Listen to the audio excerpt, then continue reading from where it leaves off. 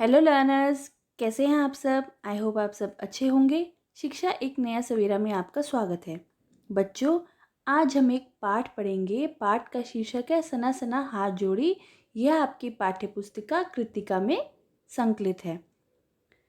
बच्चों, इसकी लेखिका मधु कांकरिया है और उनके द्वारा लिखित यह जो पाठ है वह एक यात्रा वृतांत है। अर्थात प्रस्तुत यात्रा वृतांत में लेखिका ने भारतीय राज्य सिक्किम की राजधानी गंगटोक और हिमालय की यात्रा का बड़ा ही सुंदर वर्णन किया है।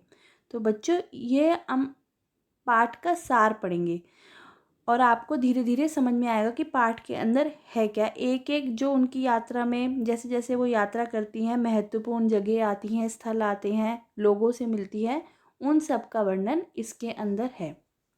आइए अब हम पाठ को विस्तार से और उसके सार को समझते हैं। सना सना हाथ जोड़ी एक यात्रा वृत्तांत है जिसकी लेखिका मधु कांकरिया है। इस यात्रा वृतांत में लेखिका ने अपनी सिक्किम की यात्रा, वहाँ के प्राकृतिक सौंदर्य व हिमालय के विराट व भव्य रूप का बहुत खूबसूरती से वर्णन किया है। इसके अंदर जो सना सना हाथ जोड़ी जो एक यात्रा वृतांत है, जब हम कहाँ जाते हैं तो वहाँ की जो यात्रा करते हैं किसी प्लेस की, तो उसके अंदर जो जो चीज़ें आती हैं, महत्वपूर्ण जगह आती हैं, उसका वर्णन किया गया है। कहानी की शुरुआत में लेखिका गंगटोक शहर में पहुंचती है। जब लेखिका टिमटिमाते हजारों तारों से भरे आसमान को देखकर एक अजीब सा सम्मोहन महसूस करती हैं और उन जादू भरे क्षणों में खो जाती हैं। लेखिका गंगटोक शहर को मेहनतकश बादशाहों का शहर कहकर सम्मानित करती हैं, क्योंकि यहाँ के लोग बहुत अधिक मेहनत कर अपना जीवन यापन करते हैं। तारों भरी खूबसूरत रात देखने के बाद अगली सुबह वह एक नेपाली युवती द्वारा सिखाई गई प्रार्थना, सना सना हाथ जोड़ी गर्दहूँ प्रार्थना, हमरो जीवन तिमरो कोसली, यानी कि छोटे छोटे हाथ जोड़कर प्रार्थना कर रही हूँ कि मेरा सारा जीवन अच्छाइयों को समर्पित हो। बच्चे, जब वो शहर पहुँचती हैं, ट्रेन से जाती हैं, तो फिर जब रात की टिमटिमाती हुई तारों के नीचे वहाँ पे खुद को खो देती हैं। फिर वह सुबह एक नेपाली युवती से मिलती हैं जो एक प्रार्थना गीत गा रही होती है। उसका अर्थ है, छोटे छोटे हाथ जोड़कर प्रार्थना कर रही हूँ कि मेरा सारा जीवन अच्छाइयों को समर्पित हो। प्रार्थना करने के बाद वह युमथांग की ओर चलने से पहले हिमालय की तीसरी सबसे बड़ी चोटी कंचनजंगा को देखने अपनी बालकनी में पहुंचती है। मतलब जहां उनका रूम है वहां से हिमालय की तीसरी बड़ी चोटी कंचनजंगा दिखती है। बादल होने के कारण उन्हें कंचनजंगा की चोटी तो नहीं दिखाई देती, लेकिन सामने बगीचे में खिले ढेरों फूलों को देखकर वह काफ़ी खुश हो जाती हैं। उसके बाद लेखिका गंगटोक शहर से 149 किलोमीटर दूर युमथांग यानी घाटियों को देखने अपने गाइड जितेन नार्गे व सहेली मणि के साथ चल पड़ती हैं। वह किनके साथ जाती हैं? सहेली मणि और एक गाइड भी लेती हैं जिनका नाम है जितेन नार्गे।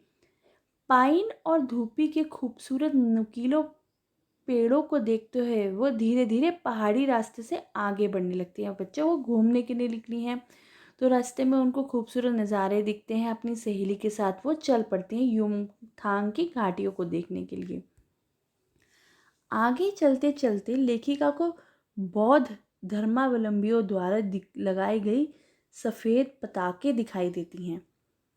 मंत्र लिखी ये पताके जो होती हैं, झंडे होते हैं छोटे छोटे, किसी ध्वज की तरह फहरा रहे थे, जो शांति और अहिंसा का प्रतीक है। बौद्ध धर्म का जो होते हैं उनमें अहिंसा को महत्व दिया गया है।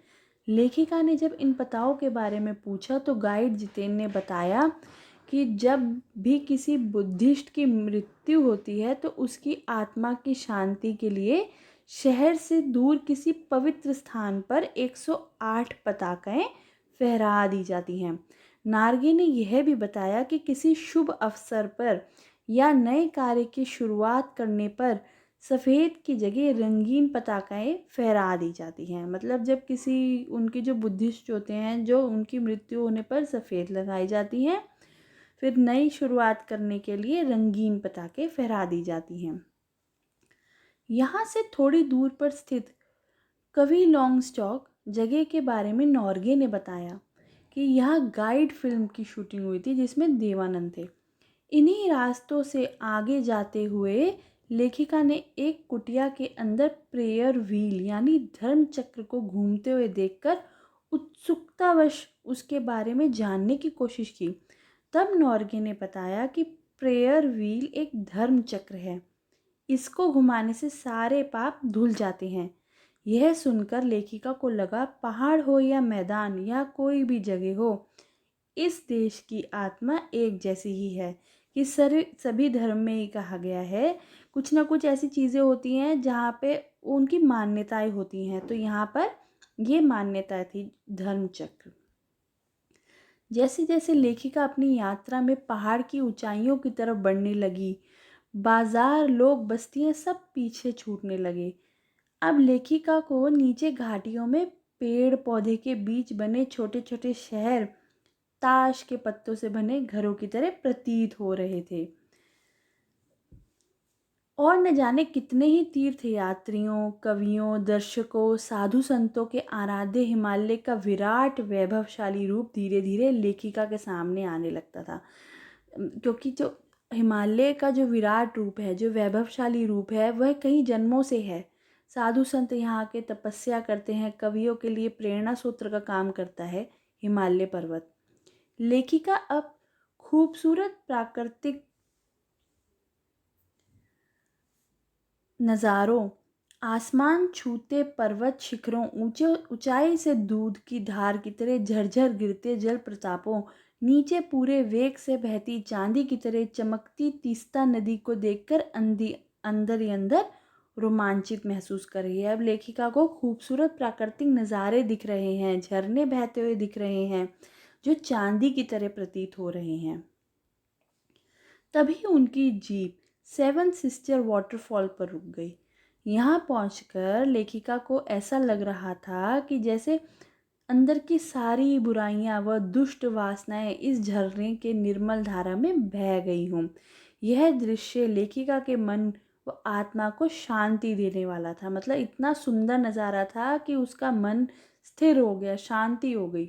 धीरे धीरे लेखिका का सफ़र आगे बढ़ता गया और प्राकृतिक दृश्य पल पल में कुछ यूं बदल रहे थे जैसे कोई जादू की छड़ी घुमाकर इन दृश्यों को बदल रहा हो। पर्वत, झरने, घाटियाँ, वादियों के दुर्लभ नज़ारे सभी कुछ बेहद खूबसूरत थे। तभी लेखिका की नज़र थिंक ग्रीन बोर्ड पर पड़ गई। सब कुछ कल्पनाओं से ज़्यादा सुंदर था। तभी लेखिका को ज़मीनी हकीकत का एक दृश्य अंदर से झकझोर गया। उन्होंने क्या देखा कि उनको बिल्कुल ही अलग सा महसूस हुआ जब लेखिका ने कुछ पहाड़ी औरतों को कुदाल और हथौड़ी से पत्थर तोड़ते हुए देखा। कुछ महिलाएं की पीठ में बड़ी सी टोकरियां, जिनको डोको कहते हैं, बच्चे बंधे हुए थे। मातृत्व साधना और श्रम साधना का यह रूप देखकर उनको बड़ा ही आघात हुआ कि सुंदर नज़ारे के अलावा उन्होंने एक हकीकत को भी देखा। पूछने पर पता चला कि यह महिलाएं पहाड़ी रास्तों को चौड़ा बनाने का काम कर रही हैं और ये बड़ा ही खतरनाक काम होता है क्योंकि रास्तों को चौड़ा बनाने के लिए डायनामाइट का प्रयोग होता है और जिससे मजदूरों की मौत भी हो जाती है। यह देखकर वह मन सोचने लगा कि कितना कम लेकर यह लोग समाज को कितना अधिक वापस करते हैं। मतलब जो उनका परिश्रम उनको मिलता था इतनी मेहनत करने के बाद वो कितना कम मिलता था। थोड़ा सा और ऊंचाई चलने के बाद लेखिका ने देखा 7-8 साल के बच्चे अपने स्कूल से घर लौटते हुए उनसे लिफ्ट मांग रहे थे। तो लेखिका ने स्कूल के बस के बारे में पूछने पर नॉर्गे ने हंसते हुए बताया कि पहाड़ी इलाकों में जीवन बहुत कठोर होता है। यह बच्चे रोज़ 3 से 4 किलोमीटर टेढ़े मेढ़े पहाड़ी रास्तों से पैदल चलकर अपने स्कूल पहुंचते हैं। शाम को घर आकर अपनी माँओं के साथ मवेशियों को चराने जंगल जाते हैं। जंगल से भारी भारी लकड़ी के गट्ठर सर पर लाद कर घर लाते हैं। मतलब यहाँ पे पहाड़ी जीवन के बारे में बताया गया है। जीप धीरे धीरे पहाड़ी रास्तों से बढ़ने लगी, तभी सूरज ढलने लगा। लेखिका ने देखा कुछ पहाड़ी औरतों गायों को चरा के, जो गायें थी उनको चराकर वापस अपने घर लौट रही थी। लेखिका की जीप चाय के बागानों से गुजरने लगी। सिक्किमी परिधान पहने कुछ युवतियां बागानों से चाय की पत्तियां तोड़ रही थी। चटक हरियाली के बीच सुर्ख लाल रंग डूबते सूरज की स्वर्णिम और सात्विक आभा में इंद्रधनुषी छटा बिखेर रहा था। युमथांग पहुंचने से पहले लेखिका को एक रात लायुंग में बितानी थी। लायुंग गगन चुंबी पहाड़ों के तले एक छोटी सी शांत बस्ती थी। दौड़ भाग भरी जिंदगी से दूर शांत और एकांत जगह। लेखिका अपनी थकान उतारने के लिए तिस्ता नदी के किनारे एक पत्थर के ऊपर जाकर बैठ गई। रात होते होते गाइड नॉर्गे के साथ अन्य लोगों ने वहाँ पर नाचना गाना शुरू कर दिया। लेखिका की सहेली मणि ने भी बहुत सुंदर नृत्य किया। लायोंग में लोगों की आजीविका का मुख्य साधन क्या था बच्चों? पहाड़ी आलू, धान की खेती और शराब। लेकिन लेखिका यहाँ बर्फ़ देखना चाहती थी। लेकिन उनके वहाँ बर्फ़ दिखाई ही नहीं दी कहीं भी। तभी एक स्थानीय युवक ने लेखिका को बताया कि प्रदूषण के कारण अब यहाँ बर्फबारी बहुत कम होती है। लेखिका को अगर बर्फ़ देखनी है तो उन्हें कटाओ यानी भारत का स्विट्ज़रलैंड जाना पड़ेगा बच्चों। भारत का स्विट्ज़रलैंड किसे कहा जाता है? कटाओ को। लेखिका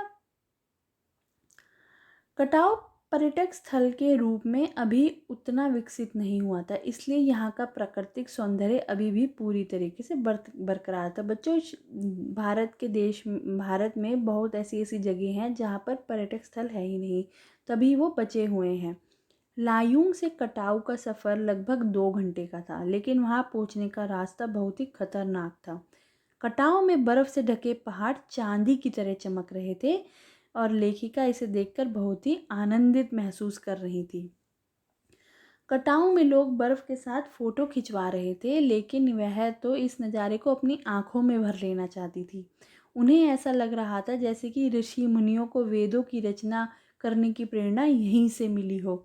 और उन्हें यह भी महसूस हुआ कि यदि इस असीम सौंदर्य को कोई अपराधी देख ले तो वह भी आध्यात्मिक व ऋषि हो जाए। लेखिका की सहेली मणि के मन में भी दार्शनिकता के भाव पनपने लगे और वह कहने लगी कि प्रकृति की जल संचय व्यवस्था कितनी शानदार है। वह अपने अनोखे ढंग से पूरे जल संचय करती है। फिर हिम शिखर जल स्तंभ है, जो ये हिम शिखर है वो जल स्तंभ है, यहीं से हमें पानी मिलता है पूरे एशिया को। प्रकृति जाड़ों में बर्फ़ की ऊंची ऊंची चोटियों में बर्फ़ जमा देती है और गर्मी आते ही बर्फ़ पिघलकर पानी के रूप में नदियों से बहकर हमारे तक पहुंचती है और हमारी प्यास बुझाती है। थोड़ा आगे चलने पर लेखिका को कुछ फौजी छावनियाँ भी दिखी। जो बेटा फौजी छावनियाँ क्या होती है? बॉर्डर्स। तभी उन्हें ध्यान आया कि यह बॉर्डर एरिया है, यहाँ चीन की सीमा भारत से लगती है।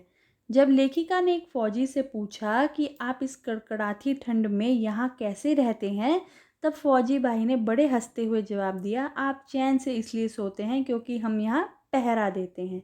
लेखिका सोचने को मजबूर हो गई, जब इस कड़कड़ाती ठंड में हम थोड़ी देर भी यहाँ ठहर नहीं पा रहे तो फौजी कैसे अपनी ड्यूटी निभाते होंगे। यह सोचकर लेखिका का जो सर था वह सम्मान से झुक गया।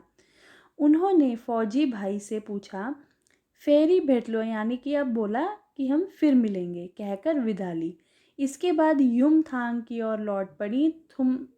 युमथांग की घाटियों में उस समय ढेरों प्रेरता और रोडोडेंड्रोन के बहुत ही खूबसूरत फूल खिले थे।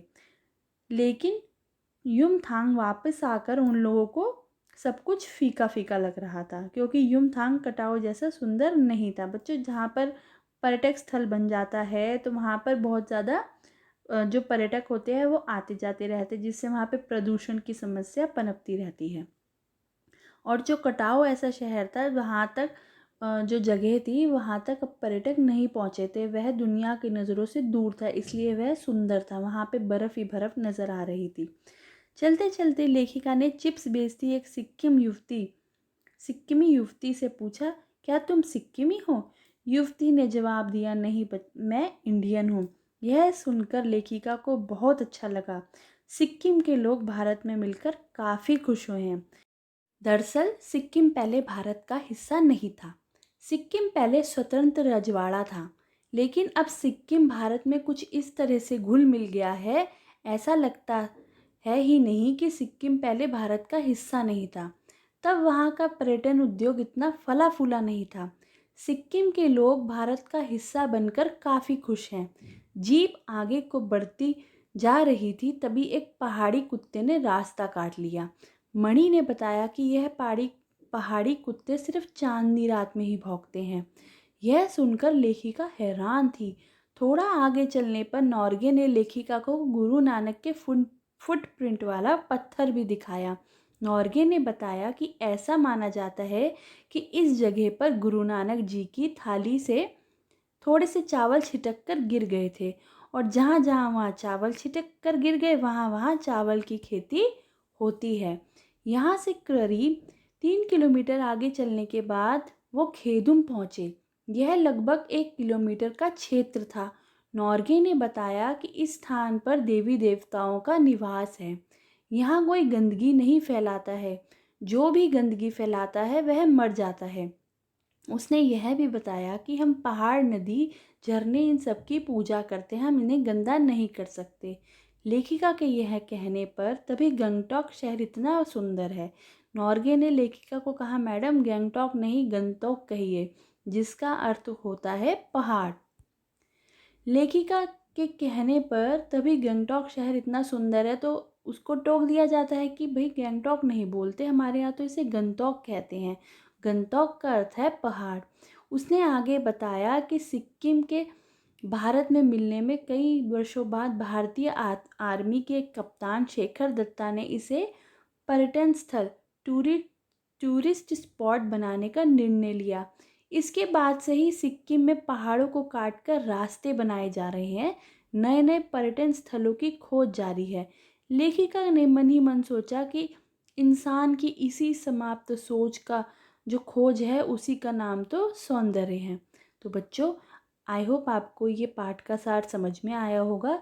अगर अच्छा लगा तो वीडियो को लाइक करें, अगर न्यू है तो चैनल को सब्सक्राइब करें, और ये वीडियो अपने फ्रेंड्स के साथ ज़्यादा से ज़्यादा शेयर करें, जिससे उनकी भी हेल्प हो सके।